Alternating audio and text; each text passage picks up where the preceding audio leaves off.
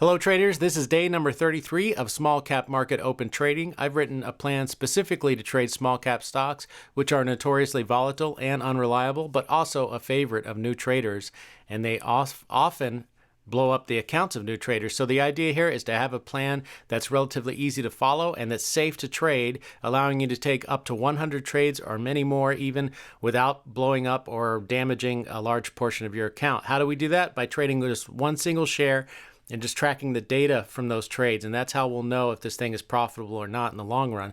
The goal here is to take it to 100 trades. Right now we're at 46. I'll go over all of the results so far this Sunday. Today we're just going to talk about the trade that I took this morning. So let's go to the screener and I'll show you how I pick these stocks each day. So go to my small cap screener, click those three little dots, click modify. Otherwise the filters will not be applied. And then I organize the list by volume.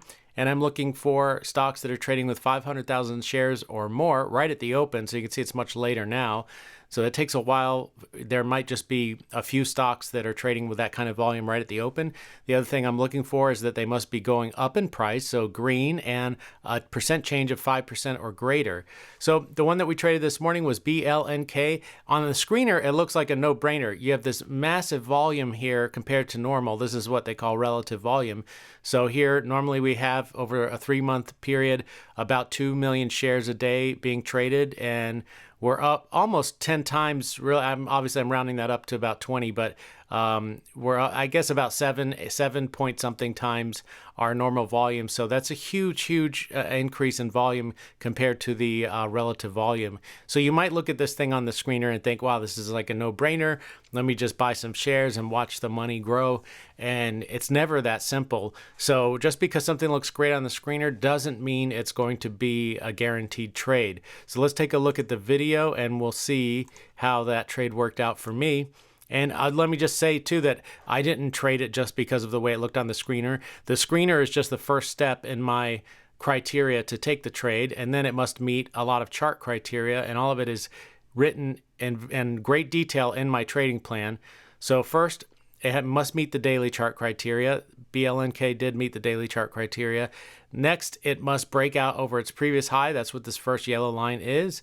And secondly, it must make a high of day and pull back from that high of day, and then break out through that high of day. Once that happens, then I can take the first 1 minute candle to make a new high after a pullback from that second high of day. So again, previous high broken through, high of day established here on that second yellow candle, and now I'm waiting for a white candle.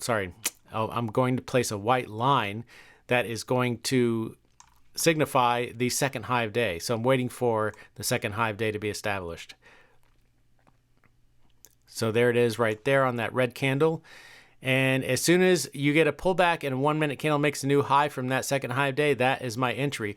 So sometimes this happens, not always. I would probably say maybe 1 out of 10 times where that high of day is established and it pulls back on the very same candle. In that scenario, I have to take the next 1 minute candle to make a new high. And that trade does work out often enough for us to be profitable in the long run with this plan. But in this case, you're going to see what happened on this one. But the whole point is that this is me following my plan 100% and just doing what the plan says, regardless of what I see on the chart. I mean, what I see on the chart is that it meets my setup criteria to take an entry. So that's what matters. I'm in the trade exactly where I wanted to be for the break of that 1 minute candle. I did get 10 cent slippage in the wrong direction, meaning that if this trade worked out, I would be making less money had I gotten my ideal entry. But that's going to happen with these more volatile stocks because the price is oscillating around where you are taking your entry. So the first thing to do is to move that stop loss up in place. Now, I got it as close as I could without kind of going too far on that chart. And then you could see when I maximize the chart size, I can see that the stop loss still needs to go up a bit more because I want it to be the low, just below the low of the previous candle that I entered on. So I'm going to start moving it up now, but you're going to see what happens here. Look at how this thing turned around and flushed down like in no time before I could even get my stop all the way in place. So I caught like 5 cent slippage on the way out. But that just goes to show you, how important it is to get that stop in place right away, because look at how this thing was looking really strong as it broke over that second high of day and just reversed and flushed right back down. And again, this is the exception to the rule. This isn't what normally happens, but it does happen, and it happens often enough that it can really hurt your account if you're not using a hard stop and if you're not moving that stop in place quickly.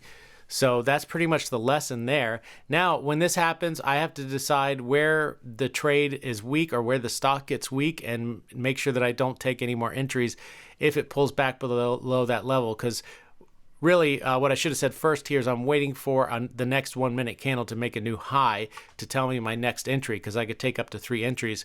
But if the stock shows weakness, then I can't take any more trades. So you're going to see me in just a moment here place a red line on the chart, and that's where I've decided that this stock has gotten weak. And that's based on the ABCD pattern. If you watch my video on the ABCD pattern, in this plan, we're kind of trading the second ABCD pattern on the chart. So here's point A, point B ends up really being here after all this price action plays out, and then we are watching point C form now. Now, if point C comes below the low of this red line, below that red line, then the stock is too weak to take any more entries. And that's what ends up happening. So let's fast forward and we'll see that. There we go. So that is where I've decided that this stock has gotten weak, and no matter what happens, maybe this thing does reverse around and it breaks out through that previous high. I don't know. Doesn't matter. This is what my plan says to do, is to let just let it go, basically. Once that stock has established weakness, in this case it has, there's no reason to take any more trades because I'm just going to add to my losses. This is a -1 day. If I kept trying and took on more losses, it might be a -2, -3 day. So that's it. So that's the trade for today. Let me know if you have any questions about it. The idea is to have a plan going into every single trade and stick to that plan no matter what, even if it doesn't work out. And then always take your stop losses, honor your profit target, and in the long run, you should be green. Take care.